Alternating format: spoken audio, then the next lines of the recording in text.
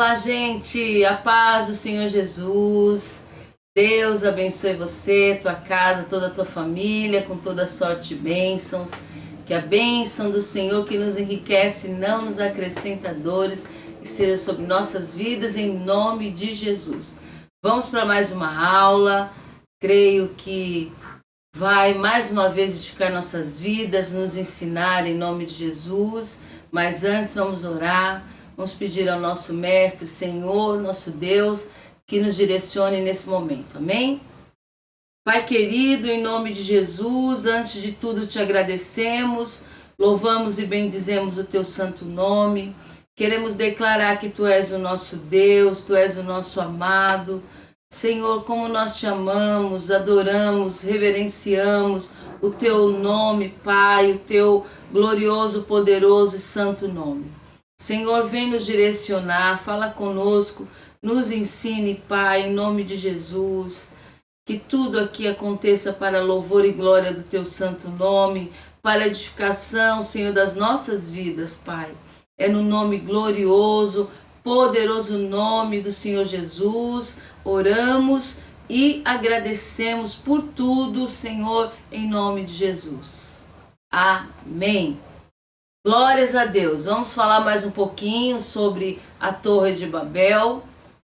Gênesis capítulo 11, no versículo 6. Vamos meditar nesse versículo hoje. Gênesis, no capítulo 11, versículo 6. E o Senhor disse: Eis que o povo é um, e todos têm uma mesma língua. E isto é o que começam a fazer. E agora não haverá restrição para tudo o que eles intentarem fazer. Obrigada a Deus pela leitura, Senhor, da tua gloriosa e poderosa palavra. Esse versículo, é muito interessante que a gente estude esse versículo, porque aqui o Senhor está dizendo que ele observou tudo que aquele povo queria fazer. Ele observou que aquele povo, eles se uniram, mas se uniram mesmo, se uniram a ponto de ser um, no mesmo propósito, no mesmo pensamento, né, para construírem a Torre de Babel em uma cidade e fugindo totalmente da ordem e da vontade do Senhor. E qual que era o objetivo? O objetivo era engrandecer o nome deles. Excluíram Deus, né, desse momento e decidiram que eles eram autossuficientes. Isso é um terrível problema das pessoas que decidem ignorar a presença de Deus. Eu sou autossuficiente, eu faço como eu quero, eu decido como eu quero, a vida é minha, se eu não trabalhar eu não como, nessas coisas tipo não acredito em Deus, Deus não existe e eu vou fazer do meu jeito. Então, e vamos engrandecer o nosso nome. A decisão desse povo aqui era se exaltar a si mesmo e não exaltar a Deus, né? E não fazer aquilo que Deus ordenou que eles fizessem. E aí Deus disse: vamos descer e vamos interferir. E isso traz uma lição para nós. Nos traz uma lição enquanto líderes, enquanto pai, mãe, chefe de empresas. No lugar onde você está inserido, você tem que ser a voz de Deus para interferir nas artimanhas de Satanás. Nós vamos ter que fazer o papel do chato, daquele que não concorda, daquele que não aceita que Deus seja excluído.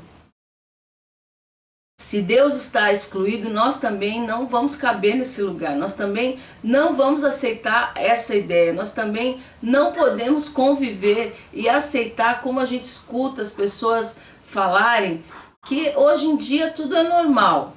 Hoje em dia tudo é normal, vai te soar meio que estranho a primeira vez, mas depois a gente acostuma.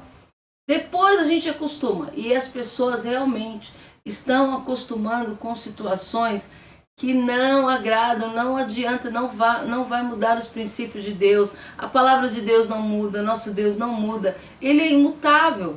E ponto. E ponto. Ah, mas agora as coisas não são mais como o passado. As coisas podem não ser, mas Deus ele não muda. Seus princípios em relação à família, em relação à vida, não muda, não vai mudar. Deus é Deus, Deus ele é Senhor. Então, a intervenção muitas vezes tem que ser muito dramática. Nós temos que bater o pé e dizer que não aceitamos esses planos malignos de Satanás que estão se concretizando, infelizmente, na vida de algumas pessoas que têm aceitado. Por exemplo, gente, não adianta, não cabe, é fora da vontade de Deus, é fora da palavra de Deus, aborto.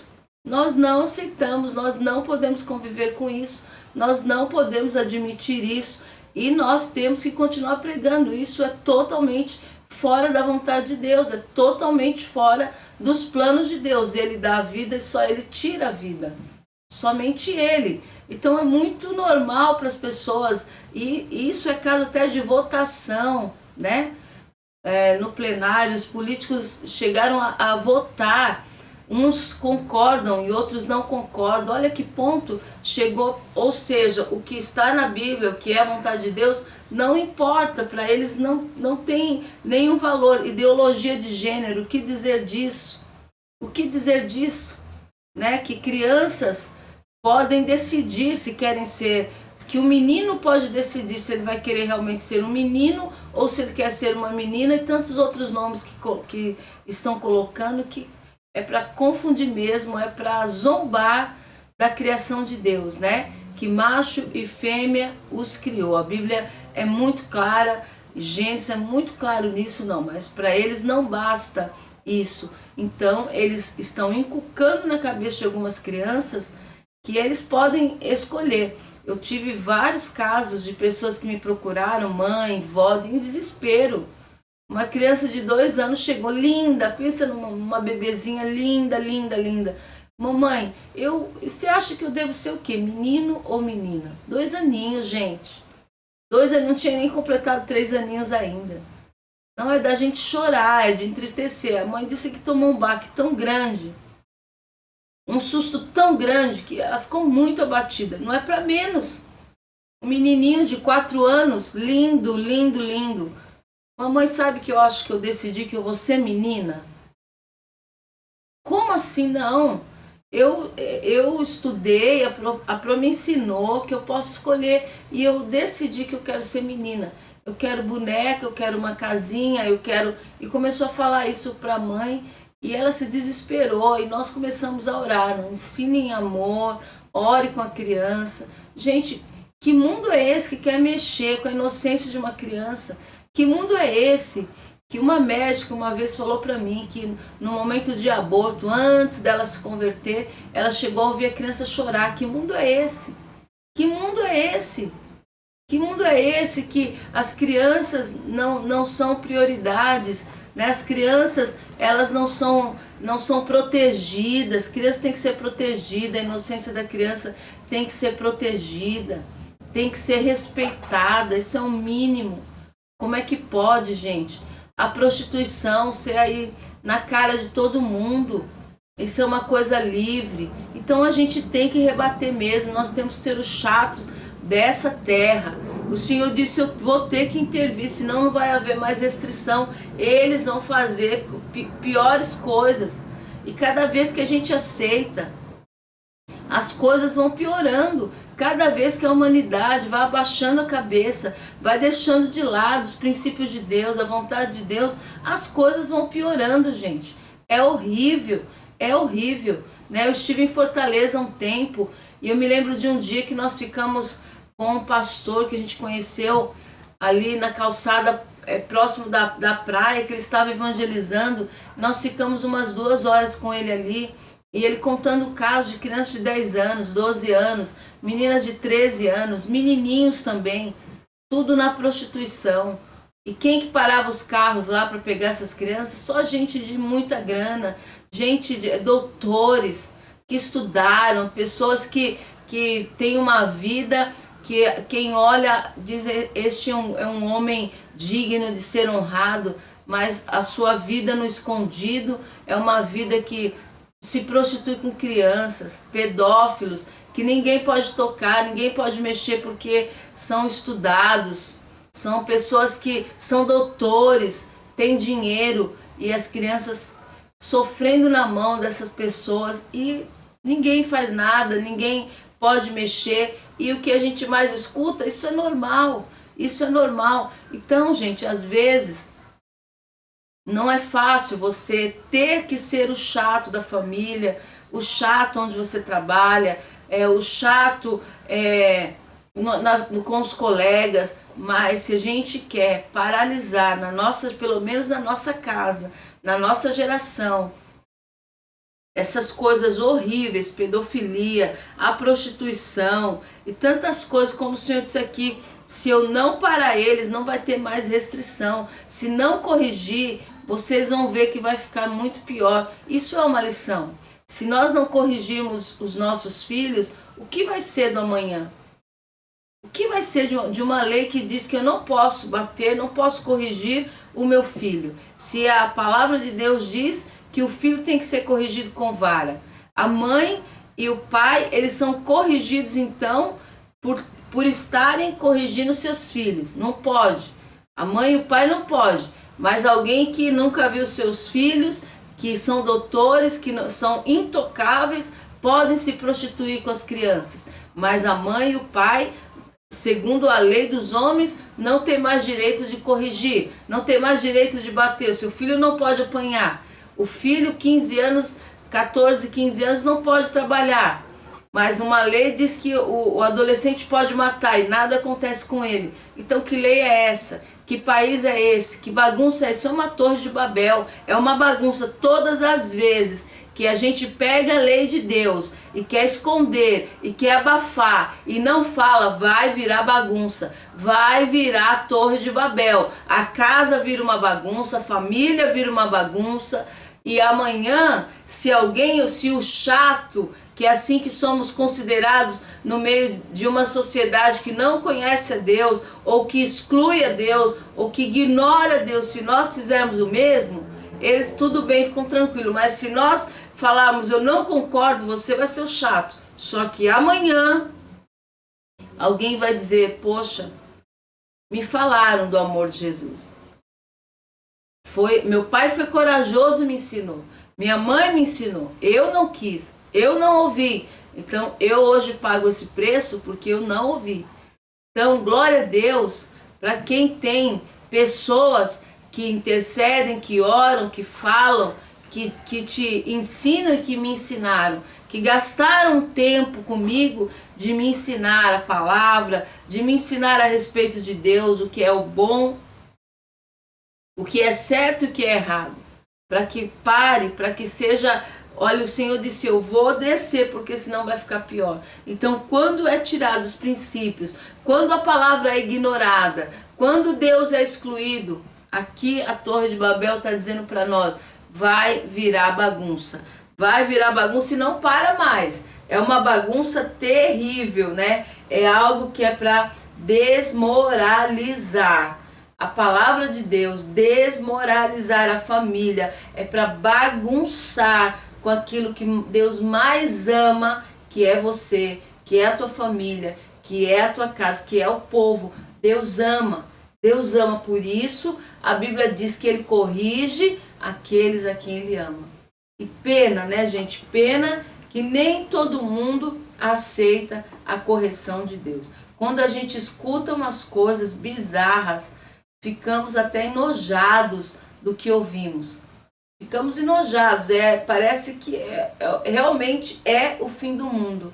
Então, você tem autoridade sobre a tua família e sobre todos aqueles que o Senhor colocar no teu caminho, para falar de Jesus, para falar dos princípios, para falar do amor de Jesus, né? Eu me lembro de uma vez, eu tinha 15 anos, mas veja bem, na minha casa todo mundo espírita, eu não tinha nenhuma ministração, né? Eu estava afastada da igreja e entrou um professor na sala de uma matéria que eu já não suportava, que era física, mas aquele dia ele entrou e a primeira coisa que ele disse, hoje eu não vou dar aula. E eu, comigo, pensei, glória a Deus, que eu não gostava dessa matéria, mas ele disse, hoje Essa foi a frase, gente. Essa foi a frase daquele professor. Hoje eu vou tirar da igreja, se tiver algum crente aqui dentro dessa sala de aula, eu vou tirar da igreja porque eu sou desviado e vou dizer por quê. E ele começou. E ele foi falando de um por um. Você é crente? E naquele dia, gente, eu falei, se eu falar que eu sou crente, eu fiquei com medo dele conseguir me convencer que não era bom e me desviar. E naquele dia, eu fui pior que Pedro, porque naquele dia eu disse, não, eu não vou falar para você, eu creio em Deus e eu creio em Jesus. Não, mas eu quero saber se você é crente. Eu creio em Deus e creio em Jesus. Eu repeti várias vezes, mas eu não falei. Sim, eu sou cristã, eu sou evangélica. Se não, eu creio em Deus, creio em Jesus. No momento eu não estou em igreja nenhuma. Não, mas eu quero saber, você crê em Jesus? Por que você crê em Jesus? Eu disse, olha, eu não vou entrar em detalhes. Sabe por que eu não quis entrar em detalhes? Porque eu não tinha como rebater. Eu só tinha uma fé, eu só tinha uma experiência, várias, né, aliás, várias experiências com o Senhor. Eu sabia e sei que Ele é real, que Ele é poderoso, eu tinha consciência que Ele era o meu Deus, mas naquele dia eu chorei e chorei muito. Eu chorei muito por não ter conseguido rebater, por, na verdade, as pessoas lá batiam no peito, diziam, eu sou espírita, eu sou de Buda, eu sou não sei o que, eu sou não sei o que, e eu me achei a mais fraca, a pessoa que mais deixou dúvida. Acho que tinha 2, 3 cristãos na sala, que era a coisa mais difícil ainda de ter, e todos nós deixamos a desejar, não falamos como deveríamos. Eu disse, eu amo Jesus, não estou em igreja nenhuma, não frequento, mas eu amo Jesus. Mas eu quero saber, você acredita na Bíblia? Eu acredito. Mas você é evangélico? Não, eu sou de Jesus. Então eu meio que fugi, neguei que eu deveria hoje, né? Eu penso, e a vida toda, depois de sair da sala de aula, dizendo, Senhor, me perdoa, eu neguei, eu falhei. Dali eu quis estudar, eu quis buscar em Deus, eu quis buscar a palavra, porque aquele professor naquela aula, ele conseguiu tirar do coração de muitas pessoas ali que Jesus era o Salvador, que Jesus era o Senhor, e não teve um que pudesse rebater ele, inclusive eu. Eu só dizia, eu não concordo com isso, eu não aceito isso daí, eu tenho as marcas de Jesus, ele existe, ele é real e eu acredito sim. Não, Jesus foi só um profeta, Jesus, essa história que ele ressuscitou nem é comprovado. E a gente sem base, né, que eu não tinha nada de Bíblia, ele existe, ele vive porque eu senti ele, eu já estive com ele, eu estou com ele. Mas eu não tinha base da palavra, eu não tinha...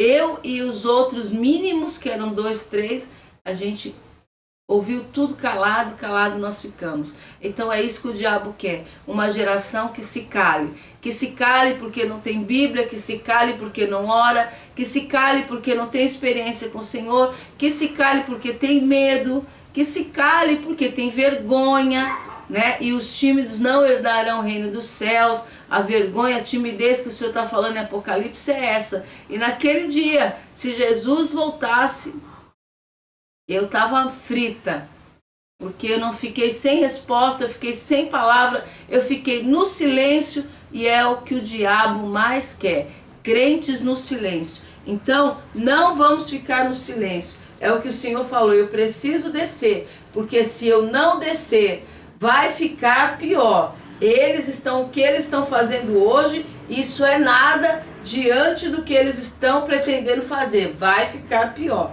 Gente, vai ficar pior. Não é brincadeira, não é palavra para gerar medo em ninguém. Apocalipse vai se cumprir, a igreja tem que estar preparada, né? Hoje, olha, se tem uma coisa que a pandemia trouxe, de certa forma, que foi uma revelação do Senhor para nós, é o estudo, que você pode estudar a qualquer momento, em qualquer hora, em qualquer lugar, na sua casa, de dia, de noite, de manhã.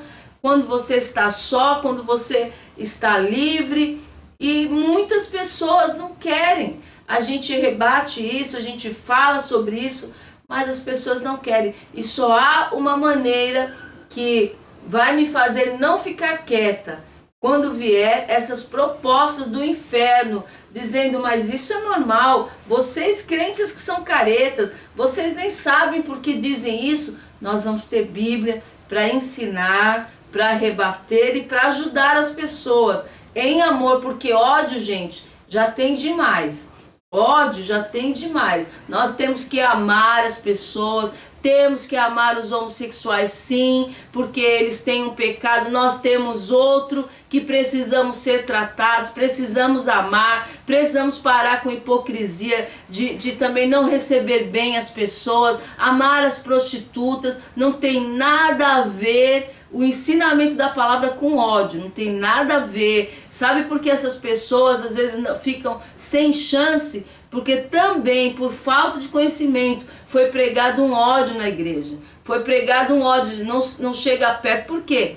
Vai contaminar o quê? A gente tem que falar, a gente tem que amar. E hoje em dia, dentro da nossa família, pessoas gritando por socorro, pessoas gritando por libertação, e o cristão não pode achar que ele é o único que merece o céu e não estender a mão para alguém dentro da nossa casa, dentro da nossa família, gritando por socorro, pedindo amor, pedindo misericórdia. E o cristão parece que não entendeu que Deus é amor. Deus é amor, Deus é amor, Deus é amor. Então a gente tem que rebater o pecado, mas amar o pecador, amar, gente. Amar, gastar tempo, conversar. Assim como Deus tem com a gente tanta paciência, tanta misericórdia, que é só Ele, que a Bíblia diz que a sua misericórdia se renova a cada manhã. E essa é a razão de não sermos consumidos. Então, nós temos que dizer não ao pecado. Né? Quantas vezes, jovens, a última jovem que me procurou grávida, isso aconteceu dentro de igrejas, tá? Porque ia procurar o pastor, chutava para fora, chutava a menina para fora da igreja, não tinha base para tratar, chuta para fora porque é melhor, vai dar escândalo, vai ser escândalo dentro da igreja. Uma moça que ficou grávida, uma pessoa que teve relações antes do casamento, vamos jogar para fora. Isso para mim, sinceramente, é a pior hipocrisia que pode existir. Se é minha filha, se é uma pessoa da minha família e eu escuto que fez isso, eu ficaria horrorizada, né? Porque eu aos 16 anos fui para uma igreja que eu não vou dizer o nome da igreja. Eu estava desviada, aos 16 anos quis voltar, fui morar no interior, ganhei um anel do meu pai, um anelzinho simples do meu pai, fui para a igreja com esse anel, levei meu irmão, que na época infelizmente ele estava vivendo no espiritismo pesado, consegui aquele dia levar ele, por favor, me leva para a igreja, eu estou tanto tempo sem ir. Fomos para a igreja, um culto que foi uma bênção, amei a palavra, meu irmão gostou, e eu falei para ele, vamos ficar aqui, me ajuda, serve a Deus comigo, porque era longe, eu aproveitei me traz, pelo menos no domingo vem comigo. Ele, tá bom, eu venho.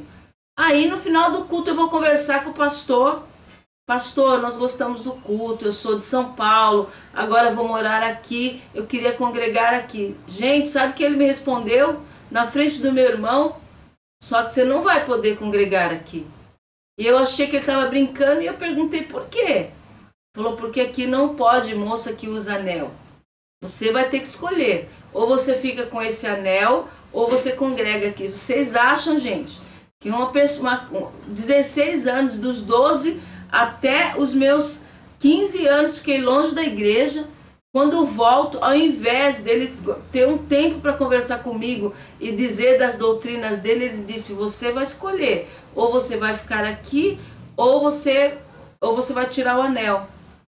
Sem me explicar, sem me mostrar nada na Bíblia, meu irmão simplesmente virou as costas, gritando Graças a Deus que não tinha mais ninguém na igreja. Vamos embora, vamos embora, vamos embora. Desesperado, gritando. E eu perdi ainda muitos anos do meu irmão ir para a igreja. Então falta de sabedoria, falta de amor.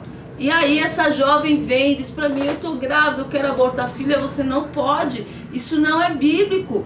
Não pode, não, em nome de Jesus. Deus vai te dar graça, Deus vai te dar força. Qual é a pregação que a gente tem que fazer nessa hora? Para a menina: você vai pro inferno, você vai pro... É isso que a Bíblia me ensina? Não, a gente tem que ensinar antes, mas aconteceu, vai jogar no lixo. Quantos pais mandaram filha sair de casa por pregações erradas? Quantos pais, o seu filho se envolveu com situações de droga ou qualquer outra coisa? Quantos não tiveram instrução? E até hoje nós temos essa carência. Meu Deus, eu nem ia falar isso, mas Jesus sabe de todas as coisas. Bom, resumindo, para voltar para a aula, em relação a essa moça, fiquei horas com ela, orando com ela. Você não vai fazer isso. Já estava programado com o pai da criança, tá? Eles já iam no outro dia tirar a criança. Graças a Jesus ela veio falar comigo. Ela disse, eu não vou passar isso para minha família, eu não vou. Falei, você vai, mas a minha mãe não vai aceitar. Bom, gente, resumindo, eu disse para ela, eu crio essa criança, pode me dar, eu vou criar ela para você, você vai trabalhar, você vai. Eu sabia que ela ia pegar um amor enlouquecedor pelo filho, eu sabia disso. Eu tinha certeza disso. Quando eu falei isso, ela tomou um baque. Eu falei, não importa se é menino, se é menina, eu vou cuidar dessa criança. Pode trazer para mim, só que vai ser teu filho ou tua filha, mas eu vou cuidar. Vou criar para você. Se você também não quer, eu crio como meu filho. Ela disse, parou de chorar assim, mas dá muito trabalho. Disse, não importa, eu já criei 3, criar mais um, não tem problema, eu crio essa criança, fica tranquilo. E a barriguinha foi crescendo, e a mãe dela se apaixonou, e a família dela se apaixonou, e Deus colocou as mãos poderosas dele, e deu, gente, tudo certo. E no dia que nasceu, eu fui no hospital, falei, eu vim buscar meu filho. E ela rindo, chorando e rindo, disse, não tenho palavras para agradecer o teu amor por minha vida aquele dia. Esse menino é a vida dela hoje. É a vida da família toda. Ele é um lindo, ele é uma alegria, gente. Ele faz todo mundo rir, E Deus abençoou e se firmou com o Senhor. E vai ser feliz, e vai ser honrado. Agora, hipocrisia não dá. Não dá. Vamos abafar? Vamos abortar, abafa, ninguém sabe. Não, hipocrisia não dá. Não dá. Errou e pagar com outro erro e fingir que nada aconteceu, não dá. Hoje é a alegria dela, hoje Deus ela recebeu um avivamento, ela recebeu uma alegria. Ela disse, eu entendi que Deus realmente, Ele existe, Ele é real, Ele é poderoso, Ele perdoa. A gente não corrige um erro com outro erro. E nem faz o que é mais fácil. Errou, você vai viver agora, você vai pagar uma consequência. Então quando eu vim buscar o meu filho, ela ria e chorava e agradecia. Eu falei, agora filha, agora o negócio é o seguinte, vamos falar sério agora. Agora a vida mudou, agora a responsabilidade é maior, agora nada de baladinha, agora nada de nada, agora é ele, agora a sua vida. E realmente não vai a lugar nenhum se o filhinho não for, se a família não estiver junto. Deus sabe o que faz, Deus é bom, Deus é fiel, Deus é maravilhoso, e às vezes a gente não sabe o que diz. Então a gente também como liderança, como pai, como mãe, a gente também tem que se preparar e tem que ter palavra para falar, para fazer conforme a vontade do nosso Deus, conforme o querer do Senhor. Tudo isso que acontece é normal, mas quando a palavra é pregada, quando a palavra é ministrada, que a gente vai falando, e eu me lembro que ela dizia, cada coisa que você falava da palavra para mim era um baque, o meu coração queimava. E no outro dia foi enfrentar o rapaz, E ele disse o seguinte: eu não quero essa criança. Não, tudo bem, tudo bem. E ela nunca cobrou, não cobrou nada. Aí é ele com o Senhor, é ele com Deus. E tá feliz, tá seguindo a vida. O Senhor vai honrar muito, muito, muito, muito. E tem uma alegria dentro da casa dela. E tá firme com Jesus. Tá firme com Jesus. Erramos, falhamos, mas precisamos nos arrepender e entender que a vida existe consequências. Não dá para jogar as consequências debaixo do tapete. Não dá para a gente imaginar, gente, que, olha, errou, mas dá pra gente pegar e vamos pegar a borracha e apagar e fingir que não fez. Não, as consequências elas existem, mas existe um Deus que é maravilhoso, que é poderoso e que é fiel. Então, não jogue filho fora, não ache que erramos, falhamos, mas se existe um Deus que ama os seus filhos, é o nosso Deus. Ele é um Deus de misericórdia, ele é um Deus de bondade. Diga não ao erro, mesmo que isso venha com consequências. Vamos fazer o certo e o nome do Senhor vai ser glorificado e engrandecido. Nimrod formou e implantou um reino em oposição a Deus. Ele é a primeira figura, primeiro tipo de anticristo, porque ele trouxe essa rebelião e excluiu totalmente Deus, da história dele. Foi isso que ele quis fazer. Semiramis é o nome da mãe de Nimrod. Tem um historiador chamado Flávio Josefo. Eu gosto muito dos trabalhos dele, dos estudos dele. E ele conta que Semiramis, que foi mãe de Nimrod, o seu pai se chamava Cuxi. Quando ele morreu, Nimrod teve caso com a sua própria mãe. Olha como ele era bonzinho. Olha como o que a Torre de Babel faz. O que excluir Deus, o que excluir a vontade do Senhor, ignorar a Bíblia. Olha que o Satanás pode fazer. Ele era considerado um Deus. Então aí começa um grande pecado, né? Se casa com a própria mãe quando o pai morre, tem um filho, tá? Tem um filho dessa relação, que eles consideram esse filho como o Deus Sol, e todos começam a adorar a esse filho. Essa mulher, ela traz a idolatria, que é considerada também como Maria. Ela era a mãe de um Deus. Aí começa a idolatria. Aos olhos dos homens isso foi pregado, que ela era a mãe de um Deus. E começa a idolatria.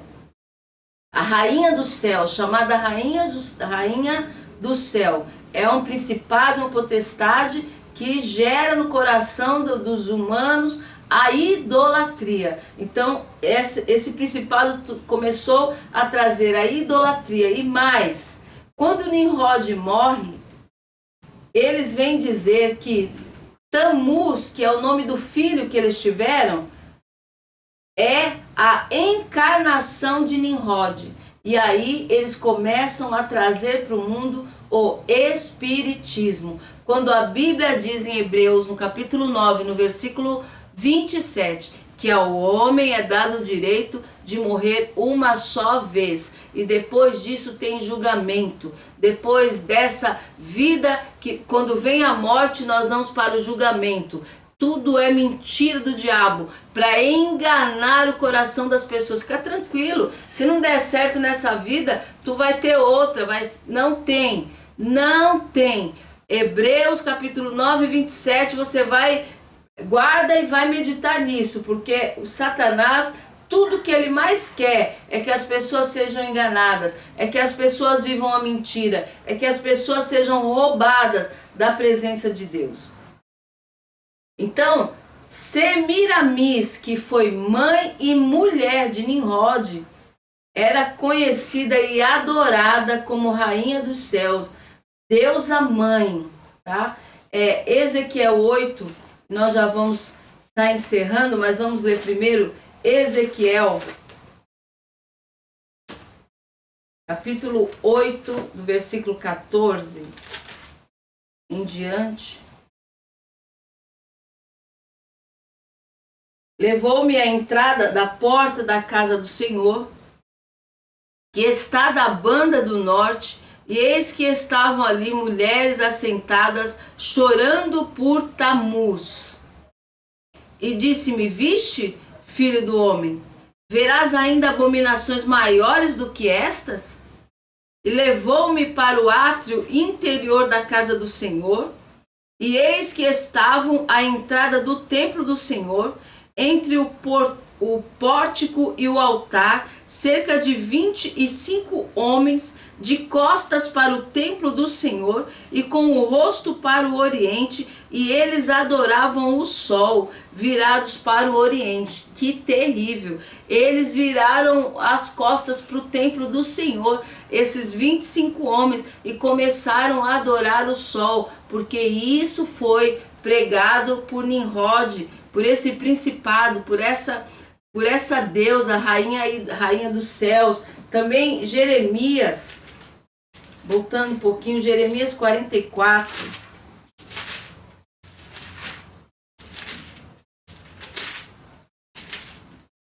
Jeremias 44, 14.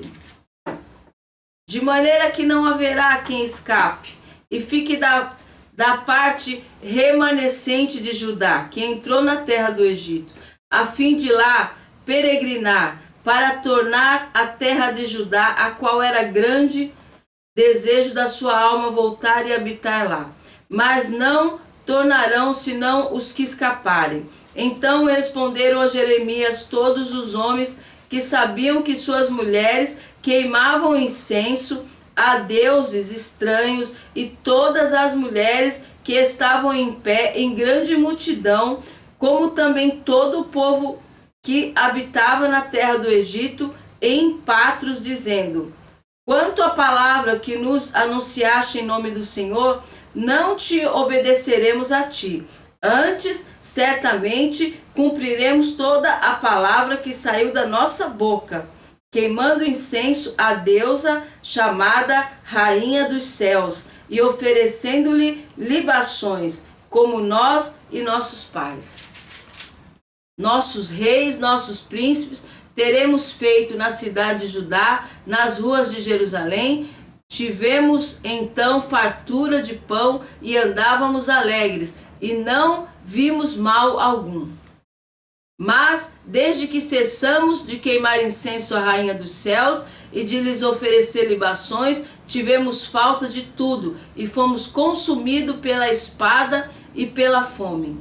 Quando nós queimávamos incenso à Rainha dos Céus e lhe oferecíamos libações, fizemos-lhes bolos para adorar e oferecemos libações sem nossos maridos. Então disse Jeremias a todo o povo, aos homens e às mulheres e a todo o povo que lhe havia dado esta resposta, dizendo: porventura não se lembrou o Senhor e não lhe subiu ao coração o incenso que queimaste na cidade de Judá, nas ruas de Jerusalém, vós e vossos pais, vossos reis, vossos príncipes, como também o povo da terra, de maneira que o Senhor não podia por mais tempo sofrer a maldade das vossas ações, abominações que comeste, pelo que se tornou a vossa terra em deserto e em espanto, em maldição, sem habitantes, como hoje se vê?